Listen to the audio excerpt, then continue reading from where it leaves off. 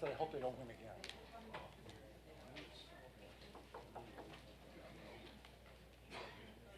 They're going to open the door for him.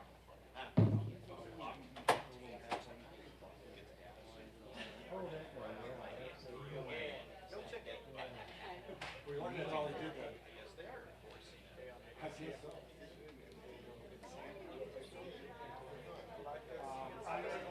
Down here. Or you're right here. You're right here. You're over here. He's sending updates to your phone as they come in. How many people here signed in? How many speakers we have? What media they have?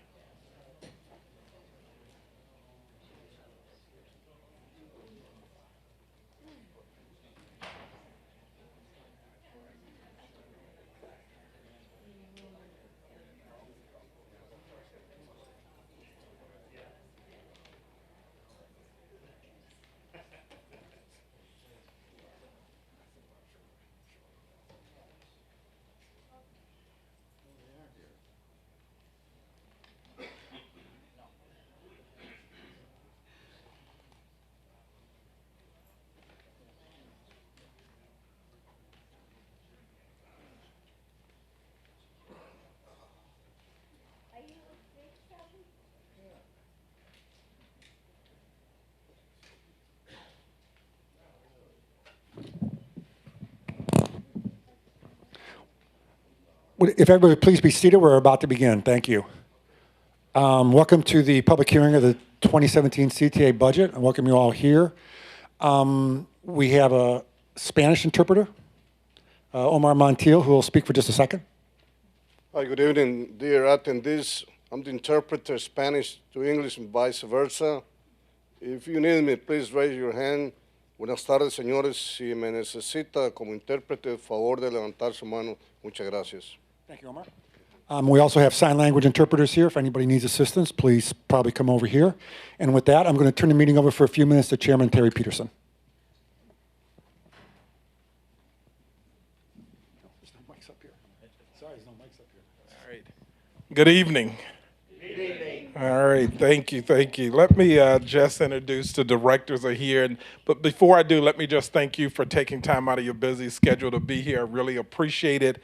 But for the sake of time, I like to just start. So to my right, we have Director Youngblood, Director Rosales, of course, our President, Durable Carter, Director Irvine, and Director Miller. Again, so we're happy that you're here today to hear about the 2017 budget. And with that, where's Jeremy? I want to turn it over to Jeremy, our CFO, who will give you a presentation of the 2017 budget. Please, everybody turn off their cell phones. Thank you, Chairman. Good evening. I'm Jeremy Fine, the Chief Financial Officer for the CTA, and it's my pleasure to outline President Carter's second budget. It's a budget that continues to focus on his main initiatives of customer experience, safety and security, and workforce development. With regard to the budget proposal, many aspects of the 2017 operating budget will look familiar. The proposed budget is balanced, which means that revenues equal expenses, and it's also the 6th year of not borrowing from capital funds, which allows us to continue to invest in capital improvements throughout the system. By aggressively managing expenses, it will also be the 8th year of no base fare increase and the 4th year of no pass increase. To summarize the operating budget, with regard to our funding sources, public funding is expected to grow by 3%, primarily due to continued growth in sales taxes. We also assume that system-generated revenues, such as advertisements, will be slightly higher. And with regard to expenses, we continue to be good stewards of the public dollar by aggressively managing our expenses. On page 5, I'd like to highlight our operating revenues. We're very fortunate at the CTA to have a nice balance of funding sources as well as a growing array of system-generated revenues as indicated here on the pie chart. It's important to note that public funding only makes up approximately half of the total. With regard to operating expenses, The predominant cost that we face is that of labor, which represents almost 70% of overall expenses.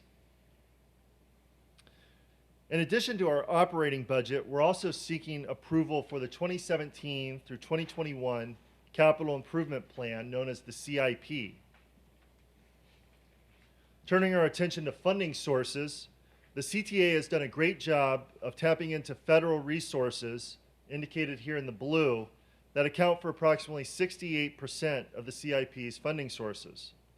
Additional funds come from CTA bonds and RTA funding, and in 2017, we'll also have a brand new funding source in the form of the transit TIF.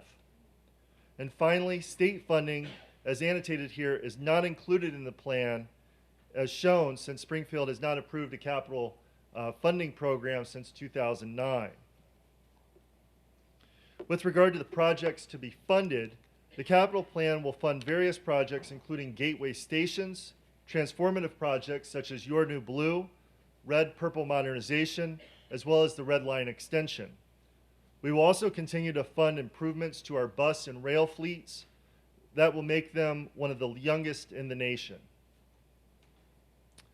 With regard to station improvements, such as 95th and Belmont Blue, those will continue to become community anchors and gateways to the system, and they'll provide improved connectivity with bus and rail transfers. The Your New Blue program is another exciting project that will be funded, and the program is transforming the northwest side as it improves travel times with signal and track work, and it also is making much needed station improvements and upgrades throughout the system. In addition to benefiting from federal grant and TIFIA loans, which will be paid back from the transit TIF, the Red Purple modernization will also improve travel times and ADA accessibility along the CTA's busiest corridor. The CTA continues to move ahead on the planning process for Red Line extension. The transformational project provides new, improved, and faster transit service to the far south side. The funding proposed will provide for preliminary engineering, which when completed will allow us to apply for a federal grant to fund a significant portion of the project. I appreciate your time this evening, and again, it's a very important budget for the CTA that will help us continue to improve service to our customers. Thank you. I'll turn it back over to Greg.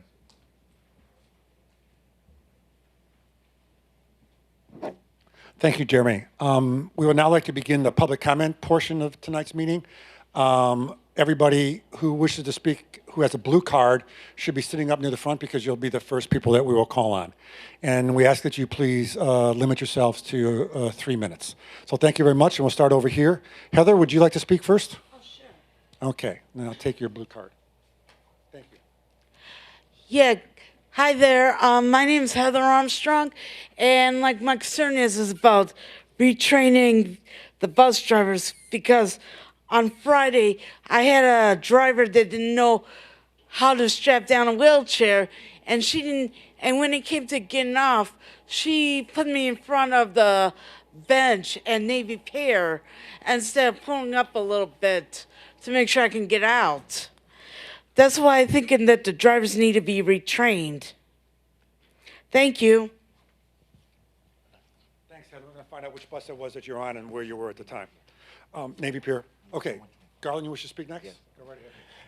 Good evening, Garlin Armstrong, former CTA 80 Advisory Committee member. And I just want to ask you all, when for the experienced bus operators, when was the last time that CTA got the safety awards for the bus operators? Because I think it's time now for the bus operators to get recognition for safety awards, because since PACE is now doing it, but where is CTA also going to get involved in it too? Because I think it's time now for the bus operators for recognition, because for their well honored, because I haven't seen any of them getting awards or something, because I think they really deserve it, because they're the backbones of it, because they really deserve it, because they're doing the hardest work of them all, and I think they really need some recognition to get a safety award. So that's my major concern, to make sure that they get well recognized on on all the routes where they are at, because this is their time to show that they've done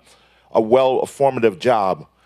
And also too, just one for the budget, this is definitely the best budget of them all, and I hope Springfield will definitely be listening, because this is serious business, because since the lawmakers down there doesn't understand it, I think you definitely need to show those legislators the reality of this, because they have never had a chance to see what the budget's going to be like every year. So you're doing a great job on it, but show it to those lawmakers down there so that they get an eye-opener on it, because they definitely need to see what's happening right now, and bring them up here so they can see what's going on. So we need some more improvements.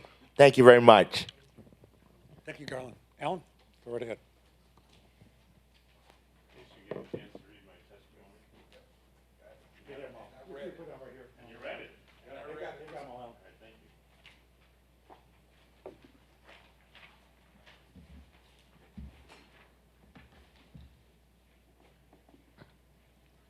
Good evening, Chairman Peterson, President Carter, and members of the board. My name is Alan Mellis, a Lincoln Park community leader for over 40 years, a public transportation advocate, former president of Friends of the Fullerton L, and former member of the Brown Line Task Force. First, I would like to thank the CTA for no service cuts, no fare increases, extensive system modernization, improved customer amenities, clean trains and buses, and your goal of 100% accessibility. I've also been impressed with President Carter's leadership of the CTA. Thank you, President Carter. My first item, accessibility. The CTA is to be commended for its commitment to the Mayor's Office with People with Disability Commissioner Karen Tamley to have all train stations 100% accessible within the next 20 years. I was, however, disappointed the very attractive proposed Belmont Blue Line project did not include elevators. Please explain why this major innovation does not contain elevators. Note, in addition to the notification of elevators out of service at each station, I think it would be nice if you could add escalators out of service to the notification. Number 2, red-purple modernization TIF. I have testified in favor of the RPM TIF. It will provide some of the match for the $1.2 billion federal grant. Chairman Peterson has told me a number of times how important this project is to the CTA. It is my understanding from Carol Morey that the 4-station upgrades will be able to handle 10-car Red Line trains in the future. I think you should publicize this. Prior to this project being completed, the CTA should be planning for additional trains and operators to take advantage of this increased capacity. 3, Lincoln Avenue number 11 bus. President Carter should be commended for supporting the number 11 Lincoln Avenue bus pilot, even though the route and hours of our operations were inadequate. There are many excellent reasons for the number 11 Lincoln Avenue bus, which I've given you in my written testimony, so I won't repeat those. I strongly urge that the number 11 Lincoln Avenue bus be reinstated to its original route and hours of operation. The bus route should be a single continuous route from Howard McCormick to the downtown Clinton Blue Line station by combining it with the number 37 Sedgwick route.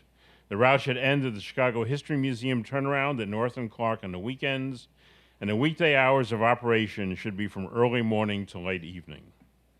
4, planning for transit-oriented development. The City of Chicago's encouragement of more transit-oriented development has seen rapid growth of projects already built, under construction, and planned. The CTA must plan for the additional ridership that transit-oriented development is bringing. At City Council Zoning Committee and Chicago Planning Commission hearings, both aldermen and local residents have expressed concerns about current and future station overcrowding, especially during rush hours. 5, bus rapid transit. The early returns on the Loop Link project were not encouraging. Hopefully, with the addition of transit signal priority, true level boarding, fully enclosed bus stations, and prepaid boarding at all stops, Loop Link will live up to its expectations. There are many residents that do not support the proposed unfunded Ashland BRT. I ask you, until the Loop Link has the opportunity to be fully evaluated, no further planning should continue on the Ashland BRT. 6, improve public transportation. The CTA should look outside the box when deciding how to better serve the public One idea could be a monorail connection from the Roosevelt CTA Superstation to the museum campus, Soldier Field, and Orley Island. I've made this proposal to the Chicago Infrastructure Trust. And lastly, wayfinding suggestions. In addition to all the wayfinding you have implemented, provide more information connecting the CTA to the city grid and attractions and the entire RTA system. As I have testified at the CTA budget hearings many times in the past, make it easy for a visitor from a foreign country like Schaumburg to use the CTA. In conclusion, I want to thank you for all you're doing to make the CTA the best public transportation system in the country. A first-class public transportation system is key for Chicago to continue to be a world-class city and attract new residents and businesses. Thank you very much. Thanks a lot.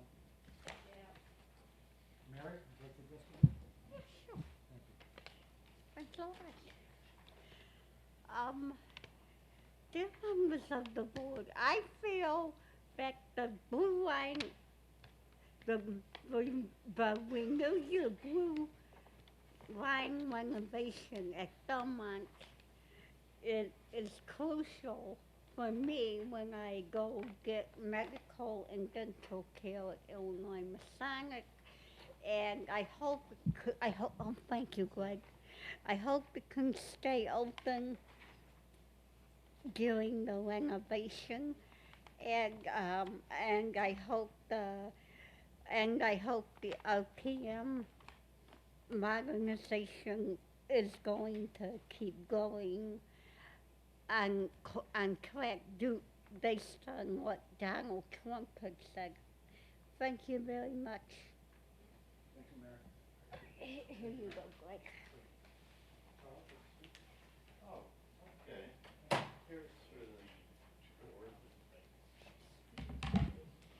All right, my name is Charles Paddock, Secretary, Co-Director of Citizens Taking Action for Transit-Dependent Riders.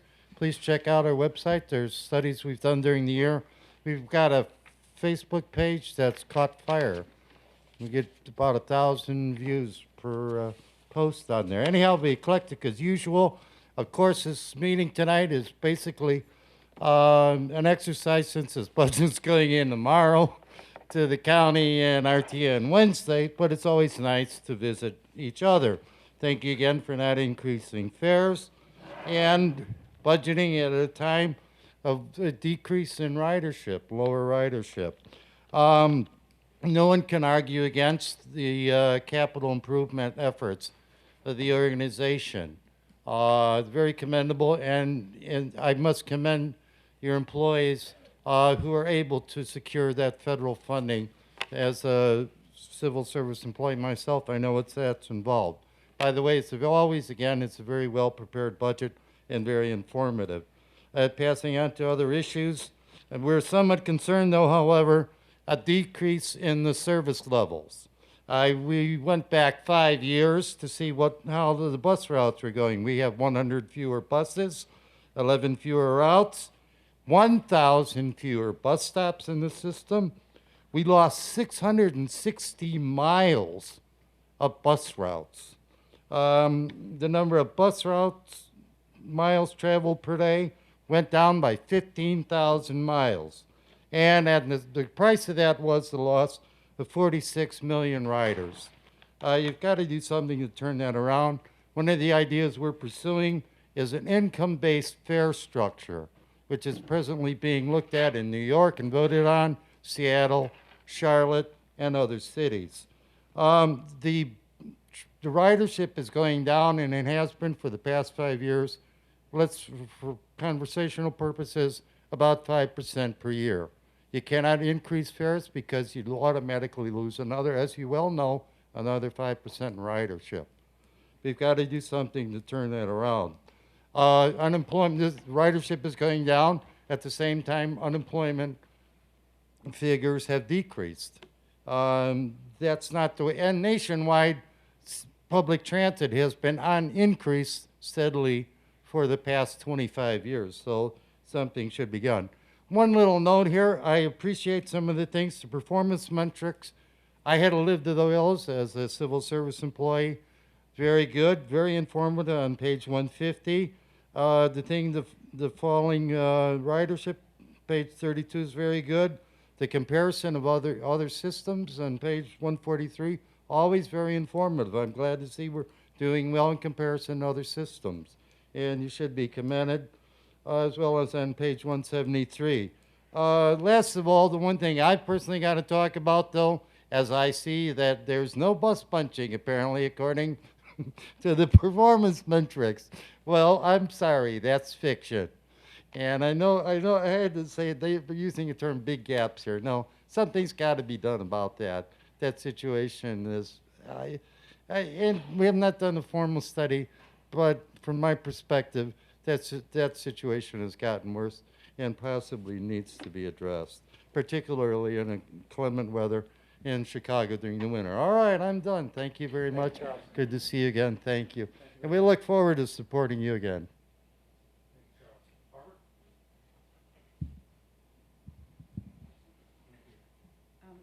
Good evening. I have both a question. Oh, please state your name. Oh, my name is Barbara Reynolds. I live in the Gold Coast. I'm a frequent user. And my suggestion is when I go online to see various routes that I'm not necessarily familiar with, in order to, it's very difficult because you don't give a visual, you don't give a, I've never been able to see, and I've called the CTA, I've never been able to see a map as to the route. By having a list, you have to know what the route is in order to choose the bus stop that would be appropriate for you. But if you don't know what the route is, you can't say, oh yeah, I'll get on it over here. Okay. My prepared statement is I'm interested in getting more clarification about a policy that's been called to my attention. I've given my email address to Mr. Longini so that he could respond. Since this is my first hearing, I don't know that I gather that you will not respond to me directly. So anyhow, I hope to get an answer. We will, Barbara. The reason that I am here is because I have heard that the CTA is charging social service organizations that provide transit vouchers to their clients $3 per voucher instead of the $2.50 that normal people pay. And I understand that these 350 social service agencies buy about $18 million worth of transit vouchers from you.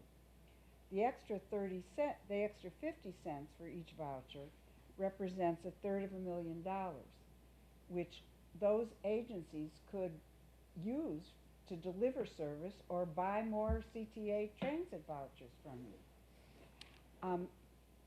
I have heard, and this is the part I would like verified, that the way that, why the extra 50 cents?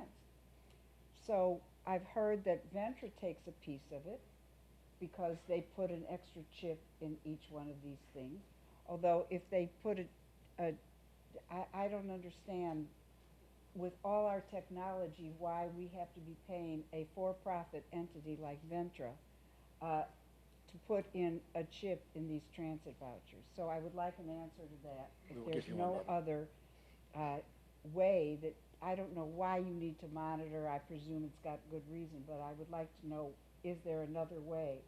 And secondly, I've been told that the amount that Ventra does not take of this 50 cents comes back to the CTA towards their operating budget. Well, I donate to many social service organizations. I also pay taxes. And my tax dollars are being used, my local tax dollars are being used to support some of these social service agencies. And my donations are being used to support Ventra and the CTA. Now I understand that ridership is down and that every cent is critical, but I think it's kind of a backhanded way to approach increasing revenues off of these social service agencies. So I would like to know, is my information correct that there's an extra 50 cents being apportioned in some amount between Ventra and the CTA, and what efforts are being made to find an alternative to putting this on the back of social service agencies who are trying to employ people in the city. Thank you very much for your service. Okay, thank you.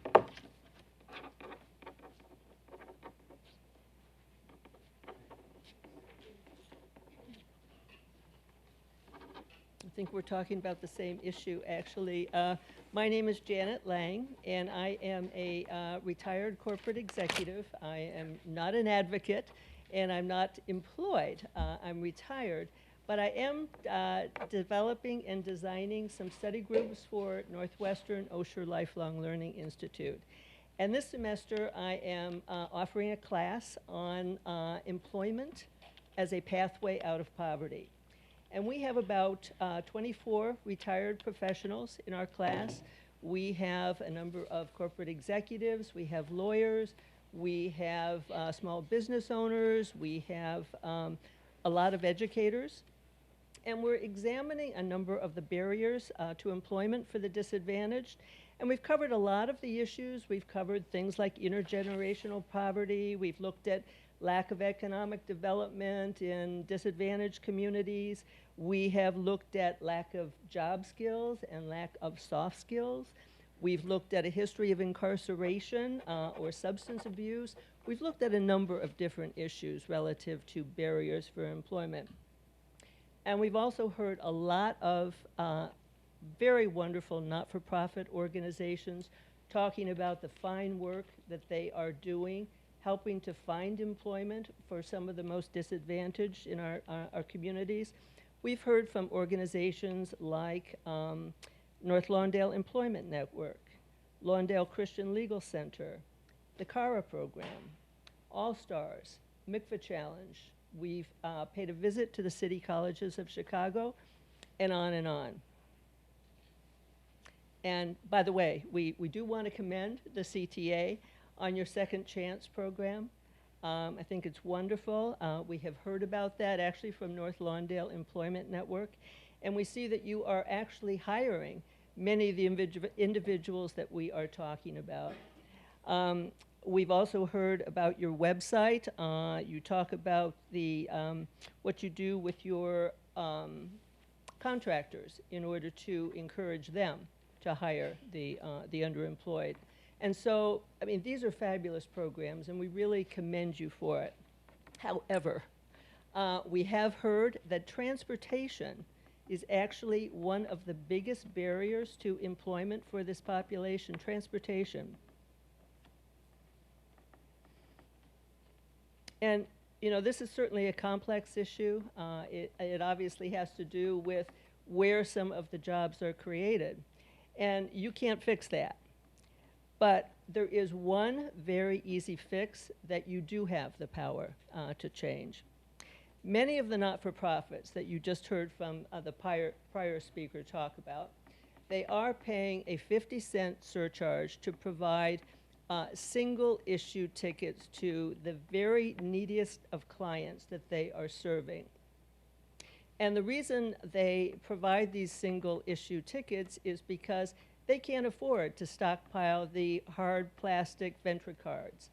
And it doesn't even make sense for them to stockpile them anyway, because a lot of their clients are very transitional, and they may not be there the next time. So really, they need to use those single-issue tickets where there is the extra surcharge of 50 cents.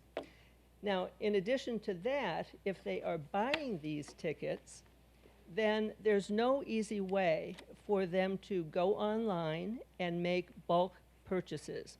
So what they have to do is they have to send in a money order or a check, and then they often wait for months or weeks in order to get the tickets. Now, this isn't right. There needs to be an easier way. So what we're asking the CTA to do is really two simple fixes.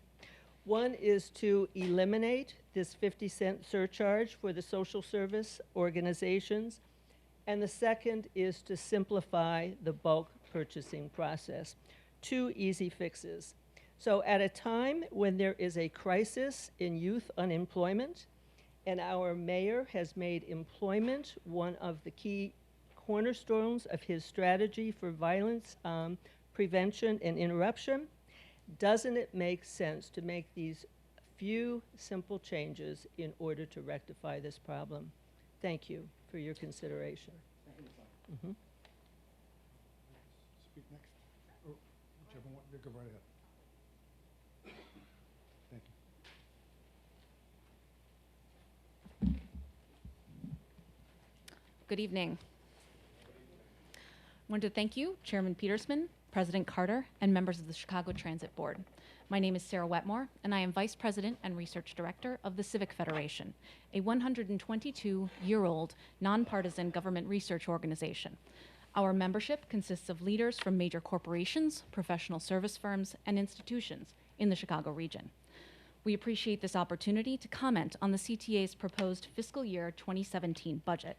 Copies of our analysis have been emailed and provided to the board and staff and are also available free of charge on our website at civicfed.org. The Civic Federation supports the proposed $1.52 billion operating budget. Amid ongoing state funding uncertainty and declining fare revenues, the budget holds base fares flat and continues to make strategic capital investments. The budget also does not rely on one-time funding sources or service cuts. Instead, the CTA has presented a sensible, measured plan that prudently manages expenses and leverages non-fare revenue to make important investments in the system and in the rider experience, including fleet modernization and service improvements. The Civic Federation strongly supports the new Transit Tax Increment Financing District. The new TIF district will increase local capital funding for transit and enable the CTA to secure over $1 billion in federal grants. The increased funding will allow the CTA to move forward with significant infrastructure improvements, including the Red and Purple Line Modernization Project. While the Civic Federation supports the proposed budget, we are concerned that, despite significant potential funding from the new transit TIF, the district still has a substantial capital funding gap that continues to grow. We are also concerned about the long-term stability of the pension fund and the CTA's overly optimistic state funding projections amid a nearly 17-month state budget impasse. In order to maintain fiscal stability in the long term, the Federation recommends that the CTA take a number of steps to improve operations and meet the transit demands of the region. These include working with the state of Illinois to re-evaluate the state-mandated free ride program and make reforms to the pension funding schedule, improving the transparency of the budget book by including additional information about personnel expenditures and other items, and exploring alternative fare options. Thank you very much for the opportunity to comment, and I would be happy to answer any questions. Thank you.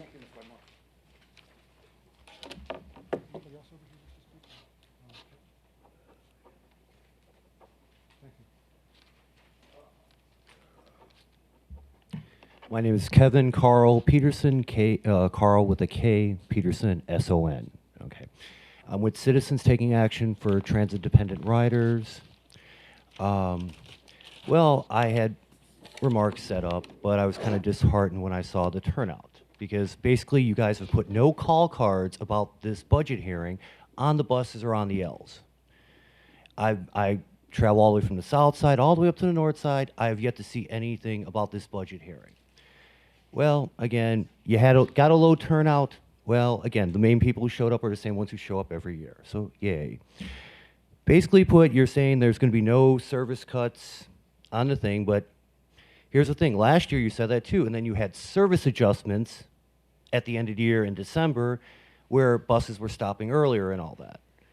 The year before that, you had, the Sheridan bus was a 24-hour route that suddenly became a non-24-hour route with no public hearings because it was a service adjustment.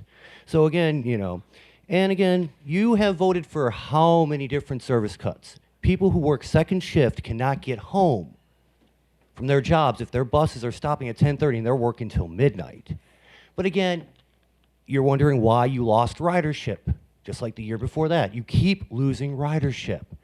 Because if people cannot get home from work, they're going to have to do something else. But again, you don't care. You have never cared. Terry, you have voted for every cut. When they eliminated the Lincoln bus, when they eliminated all these buses and everything, when you stopped these buses that were stopping at like 1 o'clock in the morning and suddenly they were stopping at 10:30 at night, you are the one who voted for it because you don't care about the riders. You have never cared about the riders. I mean, you can say, oh, Rich Rodriguez is the one who voted for that. Oh, Flores Claypool is the one who voted for that. But you were there and you voted for it too. Yet you talk about caring about the riders, yet you have done almost no improvements. You restarted a couple bus routes that should never have been eliminated to begin with, and you're starting them at 10 o'clock in the morning. These are buses that serve schools, but school kids can't use them because the bus doesn't start till 10 o'clock in the morning. Great idea, you know what I mean? And rather than improving and making stuff run later, all you keep doing is slowly trimming stuff back. And you're wondering why ridership goes down again and again and again. But again, you don't care. You have never cared. You look down on all of us because again, you know, hey, you didn't even want anybody to show up. That's why there were no call cards on the buses or L's. I mean, come on, this is the Civic Federation, community activists.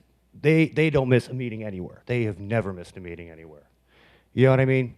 And rather than actually try to make improvements, real improvements that people could actually get home from work, you know, because hey, and here's the thing, if you're doing a single track, people miss their last bus, oh well, they should have left work earlier, is the comment that one of your planning people made last year. Well, again, bravo, thank you for having a meeting that nobody came to. Most of these people sitting in here are currently CTA employees. I know this because I recognize them from last year and a year before that. Hey, I've been doing this dance since the 90s. He's been doing a dance since the 90s. We've all been. I mean, it's kind of sad that these meetings, these hearings have become such a joke that even Lawrence Fasal doesn't even bother to show up anymore. That's just kind of sad and pathetic. You can either increase service and actually try to make improvements or just keep watching the system slowly rot away. And again, Terry, when you're in charge of CTA, we all know what you did with CHA. So guess what? Pretty sure we're going to watch the system rot away. Thank you, Kevin.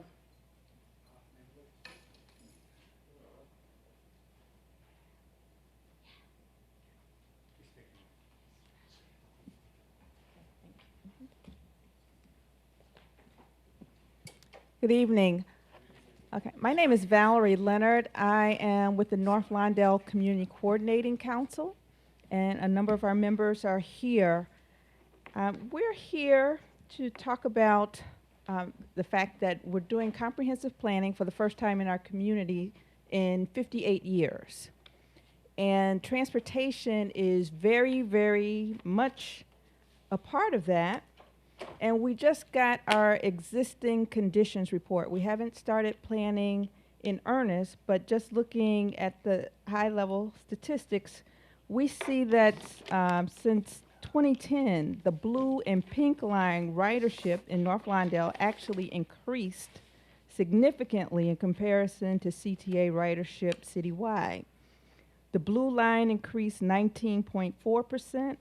The pink line increased 26%, while the citywide ridership increased 14.6%. However, 9 stations on the blue line east of Austin, but before you get to downtown, have been closed. 5 of those stations are in the Austin community, East Garfield, West Garfield, and just north. This has effectively created an express line where you're basically flying over the black community and you're going and locally in communities after you get past the west side. We respectfully request that those stops are restored, especially in light of the fact that the mayor has just designated our manufacturing districts a growth zone.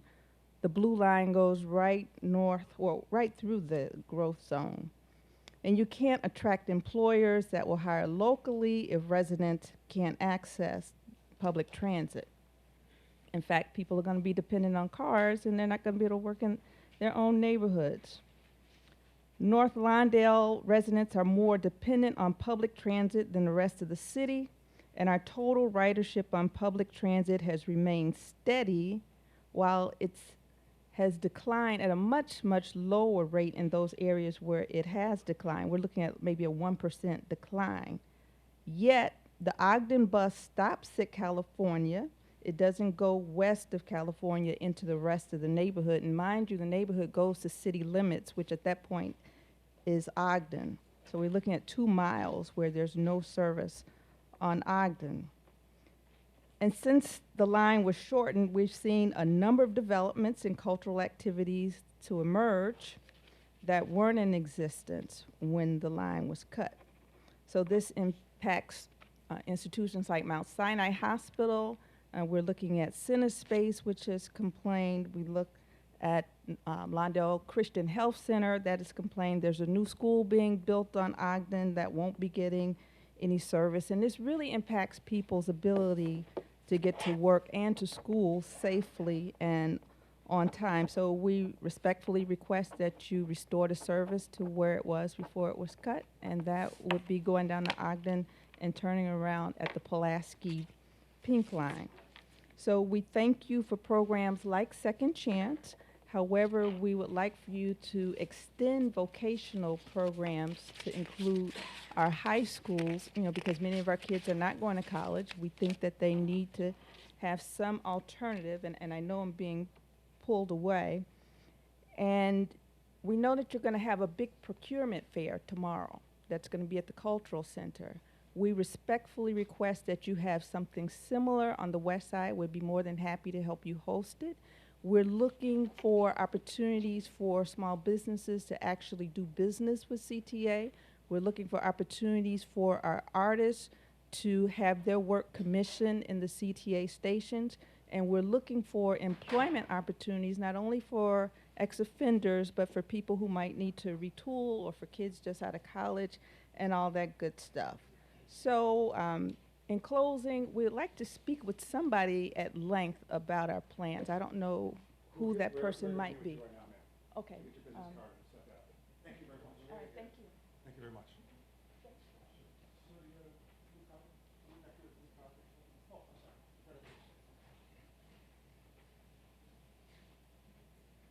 Please state your name, sir. Good evening, CTA board members. My name is Roberto Clack. I'm a resident of Pilsen and a member of the 25th Ward Independent Political Organization. And I'm also a participant with the Pink Line Parking Coalition. Hello to my neighbor from Lawndale. And we also had a concern. We feel like it's largely resolved, but I did want to bring it to your attention, is that there was a pay in and for just a little background for the people here, in between Western and Polana underneath the Pink Line, there's parking that's traditionally been public parking available to residents. As you may or may not know, parking is a big issue over there. It's one of the higher density neighborhoods in the city. So it's really been a benefit. I mean, we love the CTA there. And it's a great asset to our community, and so is that parking. In October, there is a plan for a pay-to-park for residents that is implemented for $75 a month. SP Parking Plus was the company brought in to preside over that service. People's cars got towed, and of course, many of us were very upset by this change in our community when this parking had been previously free and public for decades and available to residents.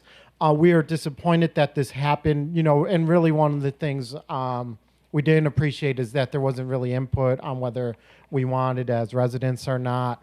After several meetings with Alderman Solis, he took action to have the program canceled, and we very much appreciate his action on that. And we wanted to just bring this to your attention that, we were very upset by that. We're glad that things have moved in the direction that they have. But we do want reassurances also, since the CTA was involved, that this program won't be coming back to our community, because it will change it, and it is a burden for residents who are having to pay extra expenses regarding property taxes, sewer and water taxes. We don't want this. We want other ways revenues raised. Not tax residents even further. Thank you so much. Thank you, Mr. Clark. Are there any more Jacob, come running up, please.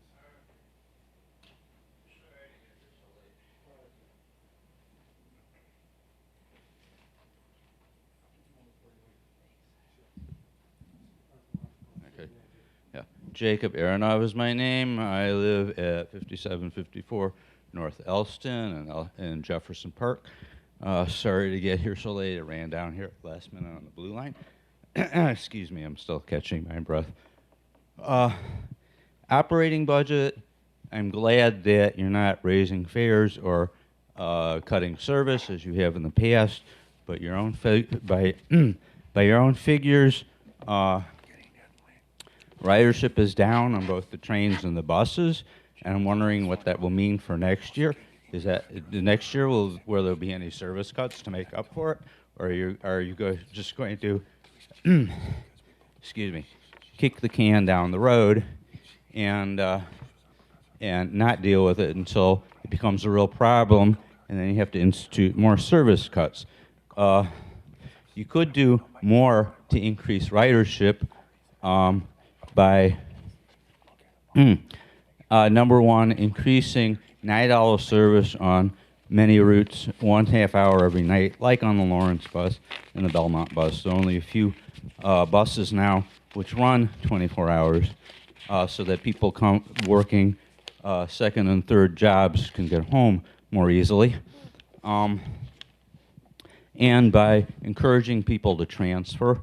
For example, the Peterson bus ends which I use fairly regularly, ends abruptly in the middle of the Forest Preserve. Why not extend the Peterson bus west through the Forest Preserve on Devon, say to Harlem, and then over to the Blue Line?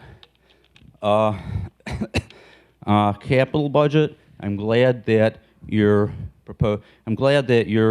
attempting to fix the stations, modernize the stations from Lawrence up to Bryn Mawr. However, I think I'm opposed to the transit TIF that should not be paid for out of property tax revenue. It should be paid for by the state.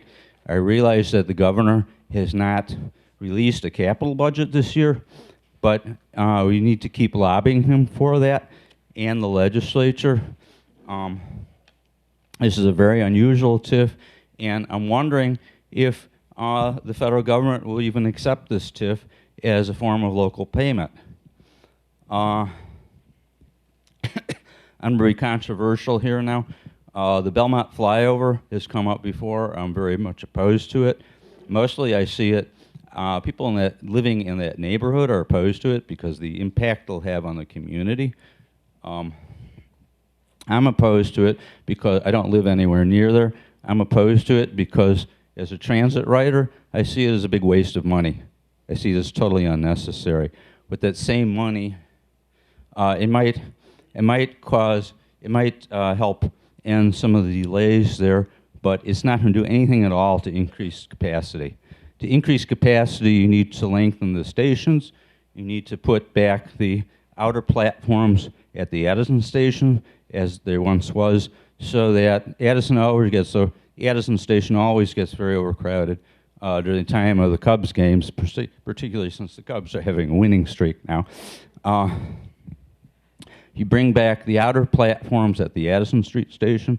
It means that the Purple Line could stop there during the time of ball game without interfering with the Red Line, and it would help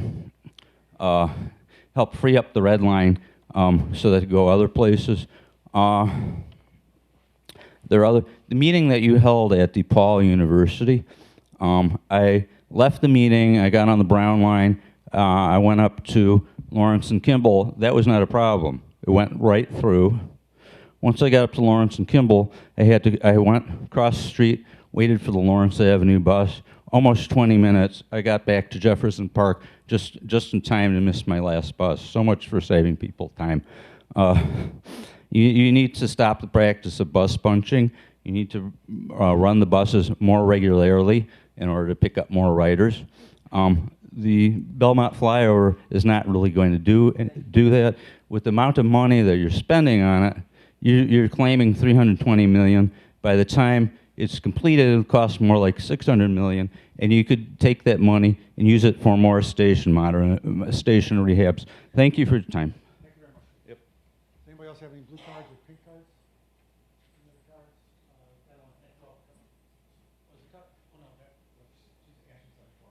Anybody else have a blue card or pink